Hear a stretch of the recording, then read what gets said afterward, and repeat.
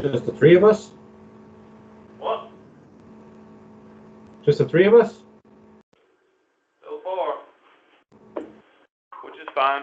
You know, I didn't do the Tuesday night class, so we'll see what happens here. I think Jonathan is not going to make it because, you know, it's like 6 o'clock when we got off of Muley, so he didn't think he was going to make it home in time. That's fine. I just saw something in here on this. There it is. All right.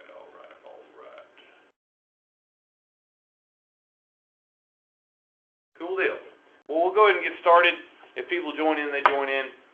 But we're going to go through the entire chapter 3 tonight. It's a short chapter, so it's not too bad. But we'll get started with it, and then we can get ready for next week. And I'm going to try to cram in a chapter and a half a week if I can. If I can streamline down 2 chapters, I will, but it's just a lot of work to get that done. But we're going to see what we can get accomplished here. All right. Business continuity planning. Business continuity planning, or the BCP, involves assessing the risk to organizational processes and creating policies, plans, and procedures to minimize the impact those risks might have in the organization if they were to occur. We use the BCP to maintain continuous operation of the business in the event of a disaster or emergency situation.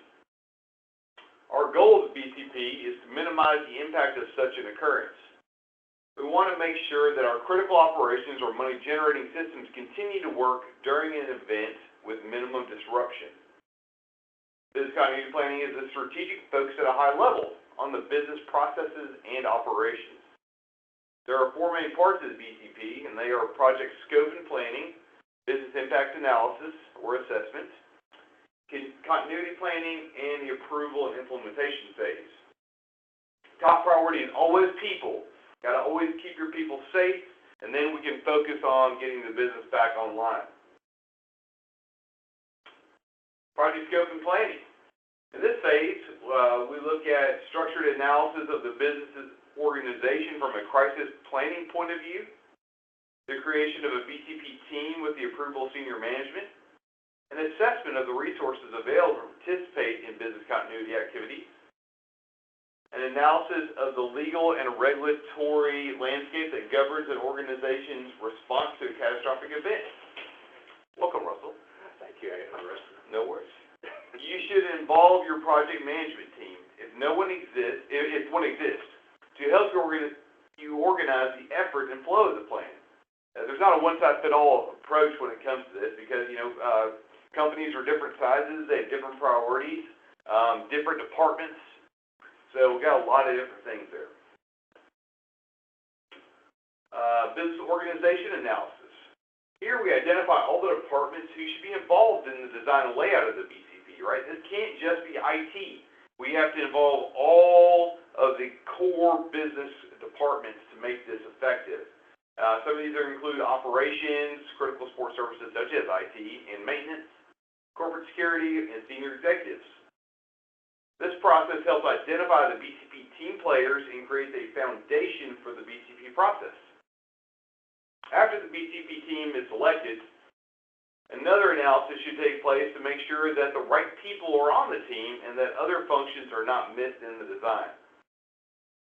Make sure to account for all locations when doing the analysis. Because you can be in California, have mudslides, earthquakes. We could have earthquakes in Memphis, and y'all have some crazy downpours of rain and flooding out there in the East Coast too. Team selection. Make sure all necessary departments are involved in the team to cover all areas of the business.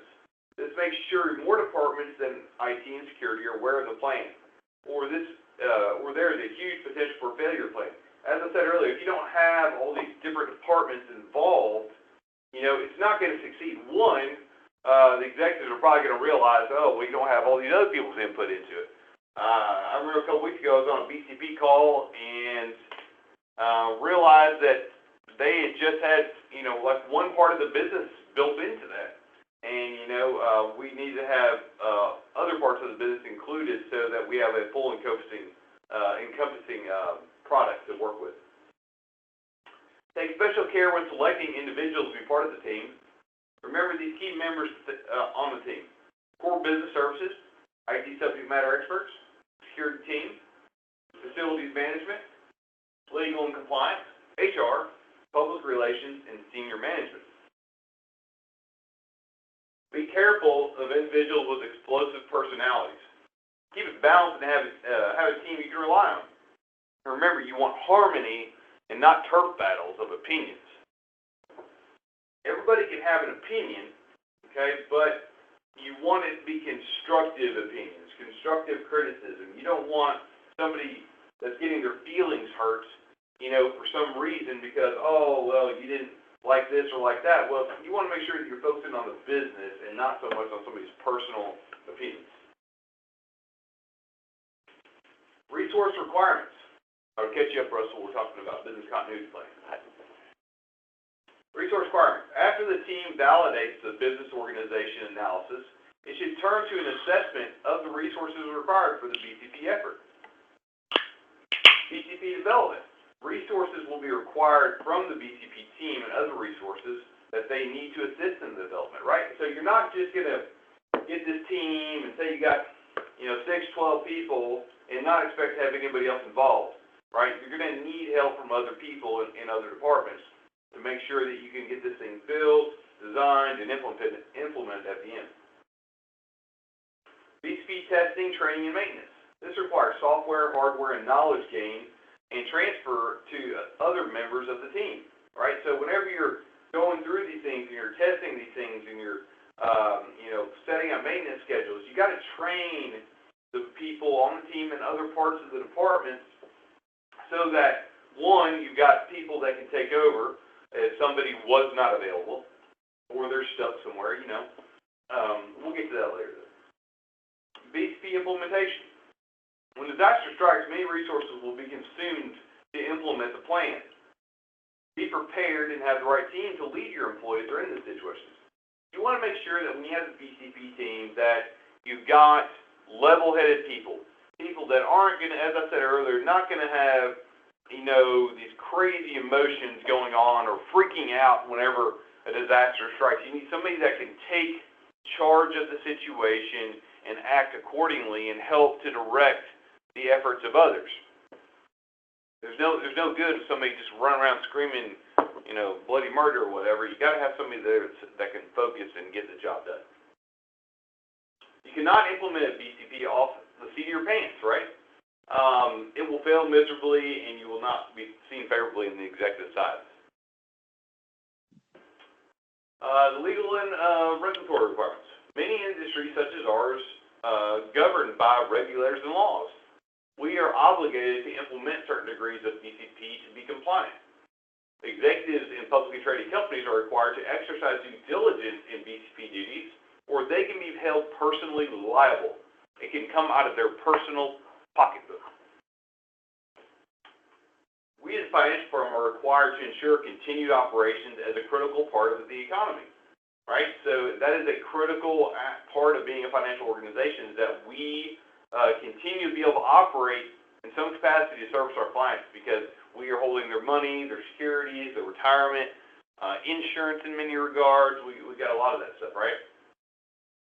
Most SLAs have requirements for BCPs. If you run a BCP team, it would be wise to have great communication channels with your legal and compliance departments, right? Because these are going to be sometimes your advocates. They are also going to be the guys that are going to, or the team that's going to tell you, these are the things we must do. It's great to have all these other things, but you got to make sure you check off what we like to call the compliance checklist. The BIA, the Business Impact Analysis.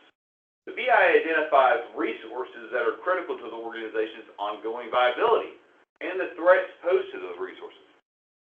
It also assesses the likelihood that each threat will occur and the impact those occurrences will have on the business. The results of the business impact analysis provides quantitative measures that can help prioritize BCP resources across the entire organization.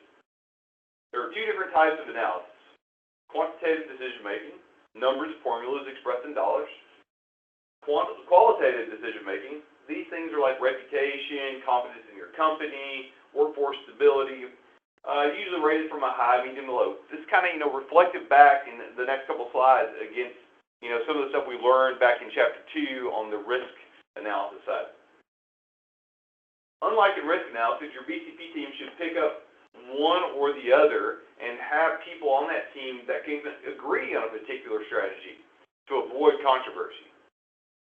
In this situation, it's easier to define quantitative numbers than it is to determine qualitative concerns. If this happens to you, at least try to think about qualitative situations, as this will satisfy all stakeholders. We come at them with just, going over, possible threats and stuff in a dollar form. Well, they're going to come up with, thinking about some of those qualitative situations. So we've got to be prepared for those, at least the best we can.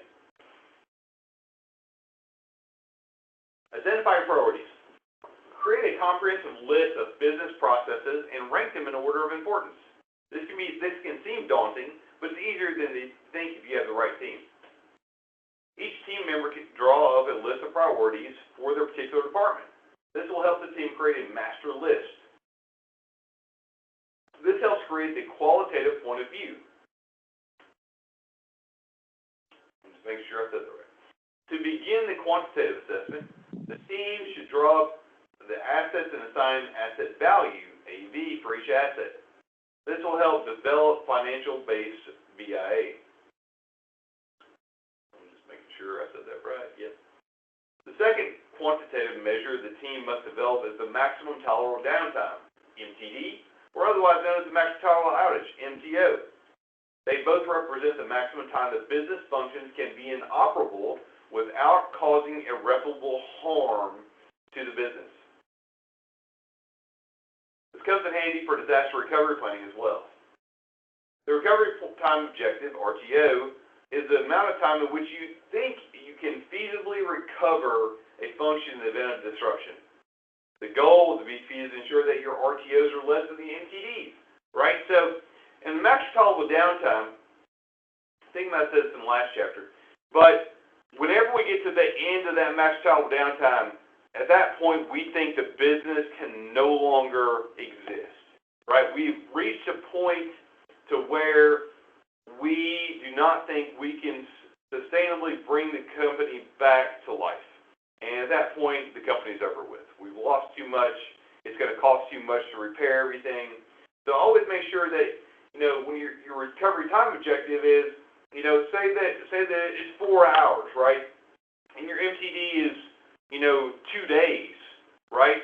Well, that's pretty strong, but either way, you can still have like 24 hours or 48 hours, whatever, But make sure that whatever you think it is, make sure it's reasonable though, right? Make sure in your mind you're like, I'm confident that we could have this back online in this amount of time.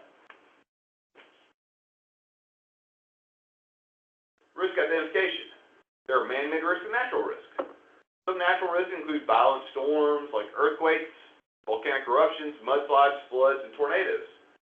Man-made risks include terrorist acts, thefts, fires, power outages, transportation failures, internet disruptions. Identify all these risks that could face your particular business. And truthfully, a lot of these probably outside of volcanic eruptions could probably happen, right? So we got to think about these when we go through our internal BIA. Likelihood assessment. Think about where your business functions are located, right? Think about where our offices are, where our data centers are, and we want to pinpoint, via certain data, what could happen to us. Like below the USGS map I have down here, right? It shows the most likelihood of an earthquake attack, or earthquake, not attack, but earthquake, right? So you see on the far left side, we know California is going to slide off in oblivion one day, right? So, but then again, look at Memphis, right? We're right on that New Madrid fault line, right? So there's a huge earthquake back in the 1800s, I believe, that took out that whole city in Missouri, and there's still remnants of it. Well, that thing is still very active. I mean, I looked at the heat map for it yesterday of 2018, and there was movement in it around that area of Missouri even this past year, it wasn't strong, but it's enough that, seismic meters went off. And then look, where the continuation is over there for Alaska, right? At the bottom, it's flowing up from the Washington area and that whole coastline area. So that's in a very dangerous spot as well.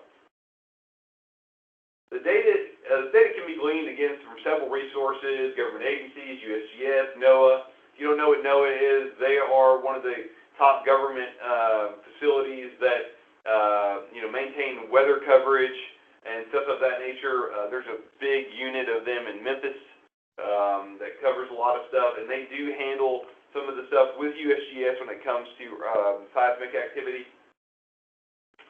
Many insurance companies can help provide you with this data.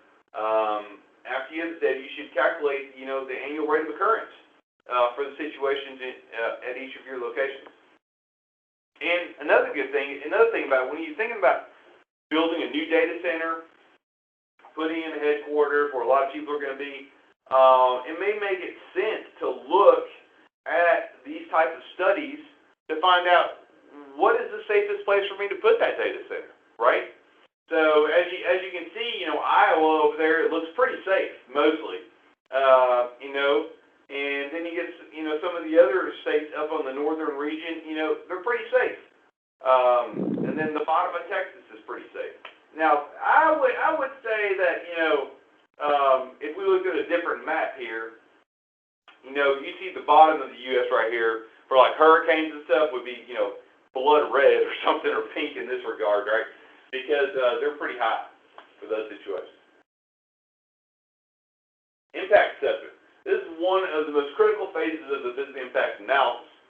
In this phase, we will analyze the data gathered during the risk identification and likelihood assessment and attempt to determine what impact each one of the identified risks would have on the business if it were to occur.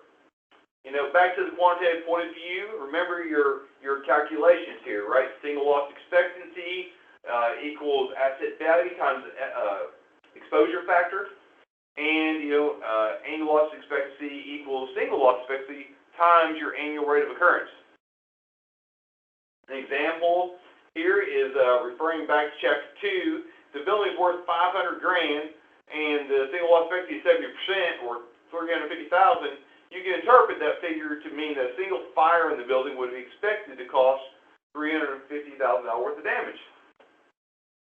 Another example, returning to the previous building example, if a fire expert predicts a fire will occur in a building once every 30 years, and the annual rate of occurrence is, 1/30th or 0.03, they at least 3% of the $350,000 single loss expectancy, or $10,500. You can interpret this figure to mean that the business should expect $10,500 or extra zero there each year due to a fire in the building. I swear I fixed that last night. I guess I didn't save it properly. I swear I did, because I thought myself put it there last night. All right, impact assessment. From a qualitative point of view, you must consider the non-monetary impact that interruptions might have on your business. Consider the following examples. Loss of goodwill among your client base, your reputation, right? Loss of employees to other jobs after a prolonged downtime. I mean, your employees are not going to want to stay around because, one, they're not going to have a job, or they're not going to get paid. They kind of get laid off because the company's trying to rebuild itself, right? Social and ethical responsibilities to the community. Again, we're a bank. We have to provide these kind of services to our clients. It's a requirement. And then there's negative publicity also that comes with a lot of this stuff sometimes. It's difficult to put dollar amounts on these items in order to include them in a quantitative portion of the impact assessment. But they are important. If you lose your client base, then you will go out of business. Simple as that. Resource prioritization. This is the final step in the business impact analysis, where you prioritize the allocation of business continuity resources to the various tasks that you identified in all the other steps. From a quantitative point of view, this is pretty straightforward. You create a list of the risks you analyze in the BIA and then sort them in descending order according to their ALE. You merge the qualitative and quantitative prioritized lists together. Senior management can help you accomplish this with their insight. Qualitative concerns may justify elevating or lowering the priority of risk, that already exist on the ALE sorted quantitative list. An example of the above, if you run a fire suppression company, your number one priority might be the prevention of fire in your principal place of business, despite the fact that an earthquake might cause more damage. The potential loss of reputation with your business within the community resulting from the destruction of a fire in your fire suppression company might be too difficult to overcome, right? Because the way you're saw in the community is totally shattered at that point. You eventually collapse, and so that's why they would increase or justify the increase in priority of the fire situation over an earthquake. 5 subtasks of continuity planning are involved here: strategy and development, provisions and processes, plan approval, plan implementation, training and education. Strategy development. This phase bridges the gap between the BIA and the continuity planning phases of the BCP development. All right, the BCP team must now take prioritized lists from the resource prioritization exercise and figure out which items will be included in the BCP. If you put all of them on the plan, then you're assuming a zero downtime, which is impossible, right? You're not Superman. You can't do that. The BCP team must also look back at the maximum tolerable downtime estimates created in early stages of the BIA and determine which risks are acceptable to those that must be mitigated by the BCP provisions. Once the team determines which risks require mitigation and the level of resources that will be committed to each risk, they are ready to move on to the provisions and process phase. The provision and process phase of continuity planning is the meat of the entire BCP. The team designs the specific procedures and mechanisms that will mitigate the risk deemed unacceptable during the strategy development stage. There are 3 categories that must be protected through the BCP provisions and processes. Those are your people, right, your most important factor, buildings and facilities, and your infrastructure. Again, people need to be safe during and after an emergency. This is accomplished and can proceed once this is accomplished, then you can proceed to perform the BCP responsibilities. Employees will need resources to do their work. If situations dictate people be present in the workplace for extended periods of time, arrangements must be made for food and shelter. In this case, then the BCP team should have detailed instructions on how to procure these resources in the event of a disaster. A good thing would be stockpiles of provisions to feed those employees, such as an event should be an acceptable location, right? Stockpiles of provisions should be rotated on a cycle to avoid spoilage. Specialized facilities may be required in order to carry out critical operations. Depending on the type of company, these could be normal business offices, manufacturing plants, operation centers, warehouses, among others. During the business impact analysis, you will identify the facilities that play a critical role in the business for continued viability.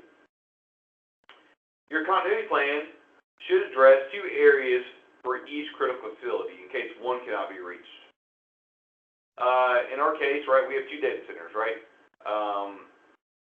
That's kind of the way you design it. If we got a little bit bigger, we probably have 3, right? Or would you use the cloud as our 3rd?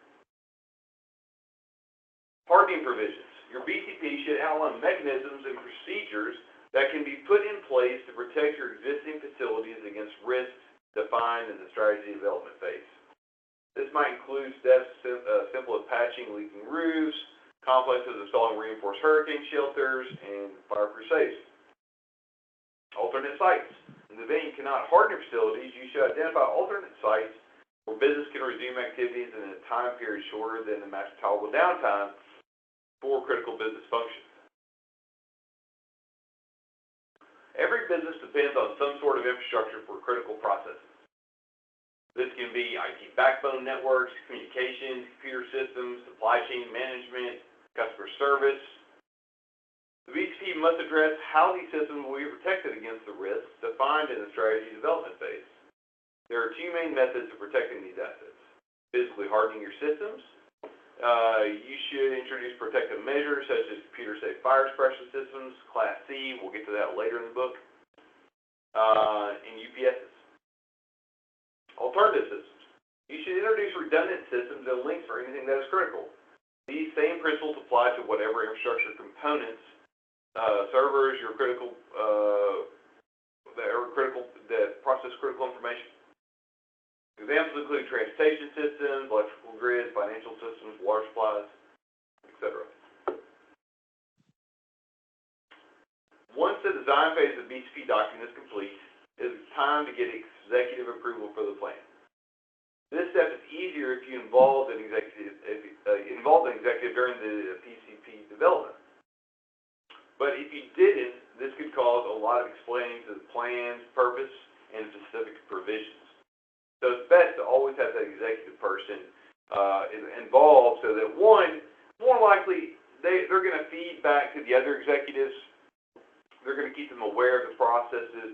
During that process, the other executives might, filter information back to that person, which can then filter information to the BCP team, which would help overall in the design. And then once they get to the end goal for approval, they're aware you've implemented their changes they would like to see, etc. Once top-level executives such as CEO approves the plan, you have proven commitment from the top for business continuity. This gives the plan credibility in the eyes of other senior management and all the employees of the firm. Now that you have approval, it is time to implement the plan. The BCP team should devise an implementation schedule that utilizes the dedicated resources to the program to achieve the process and provision goals in as prompt a manner as possible. After this is complete, the BCP team should supervise the conduct of the appropriate BCP maintenance program to ensure the plan remains responsive and continues to evolve. You want your BCP to evolve with the company. You don't want them to get stale. I think I mentioned that last week. You don't want these things to get stale. You want them to continue to evolve. They're living documents. Training and education are crucial to the BCP implementation. All those involved in the plan should receive some sort of training on the plan to understand their responsibilities. All employees should receive an overview of the plan to provide them with confidence that the business leaders have considered the possible risk posed to the continued operation of the business and have a plan to mitigate the impact of the organization on the organization should there be a business disruption. Employees that have direct responsibility for activities of the BCP should be trained and evaluated on their tasks to ensure that they are able to complete them efficiently when disaster strikes, right? You want to make sure that after you've got these people trained that, again, you don't have somebody that freaks out whenever they're going through these things. And that may be a time whenever you do a fake, disaster type situation where you get these people off guard. They're going to react more into a real type of state than they would if they knew it was a test phase. One backup person should be trained for each task to ensure redundancy. Cross-training, all right? BCP documentation. This is a critical step in the BCP process. Committing the BCP to paper provides several important benefits. It ensures that BCP personnel have a hard document for reference in the event of emergency.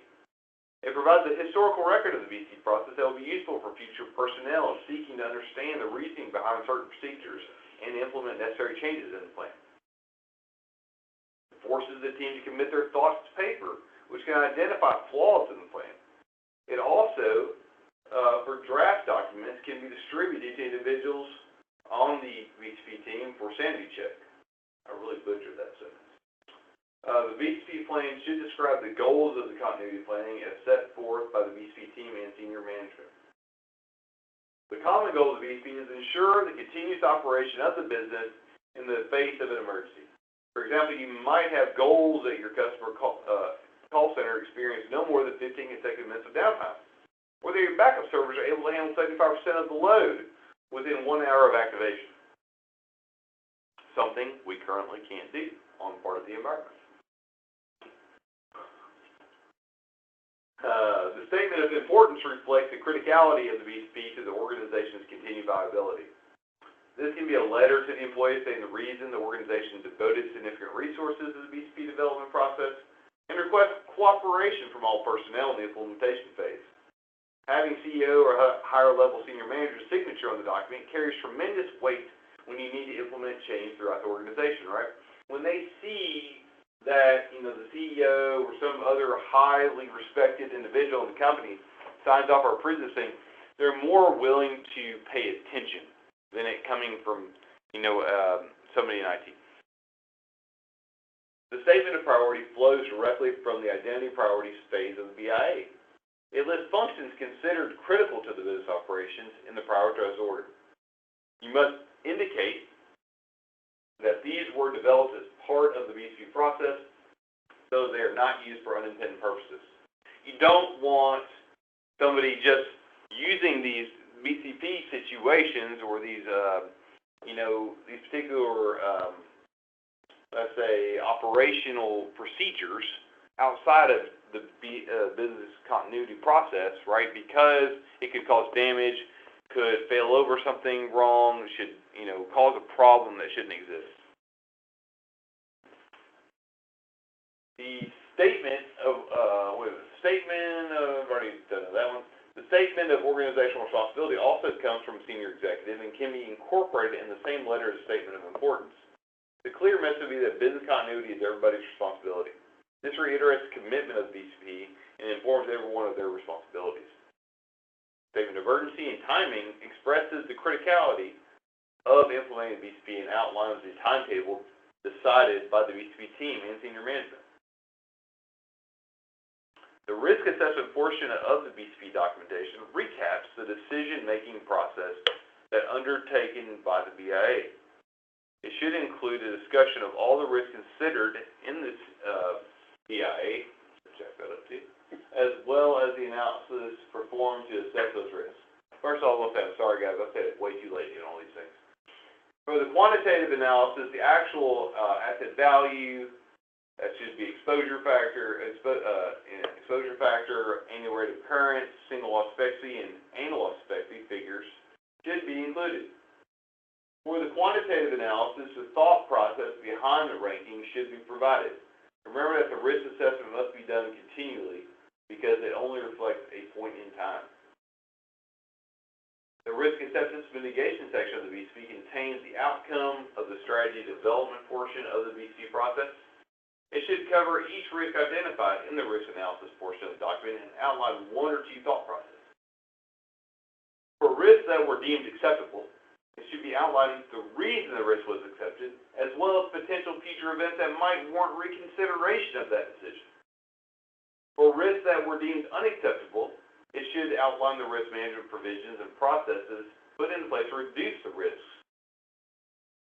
You should document decisions in the case so that if you're ever audited, our auditor is going to want to know, why did you accept this risk, right? Or what did you actually do to mitigate that risk?